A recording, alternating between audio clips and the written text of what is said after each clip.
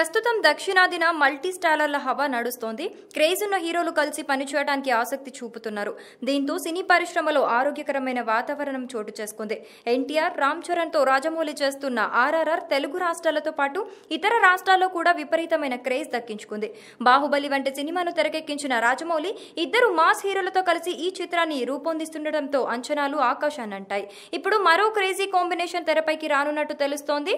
తమిళ star hero Vijay, Telugu super star Mahesh Babu కలిసి నటించబోతున్నారనే వార్త హల్చల్ చేస్తోంది. తెలుగు, తమిళ భాషల్లో ఒకేసారి నిర్మితమయ్యే ఈ సినిమాలో తమిళంలో విజయ్ హీరోగా, తెలుగులో మహేష్ హీరోగా నటిస్తారని గతంలో వార్తలు వచ్చాయి. ఈ ప్రాజెక్టుకు ఏఆర్ మురుగదాస్ దర్శకత్వం వహిస్తారని పేర్కొన్నా దీనిపై అధికార ప్రకటన ఇప్పటి వరకు రాలేదు. అయితే ఇప్పుడు ఈ వార్త మరోసారి తెరపైకి వచ్చింది.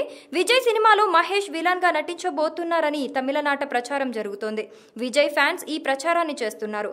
విజయ్ కు, మహేష్ కు మురుగదాస్ కథ చెప్పారని, అది నచ్చటంతో ఈ ఇద్దరు హీరోలు గ్రీన్ సిగ్నల్ ఇచ్చారని అంటున్నారు.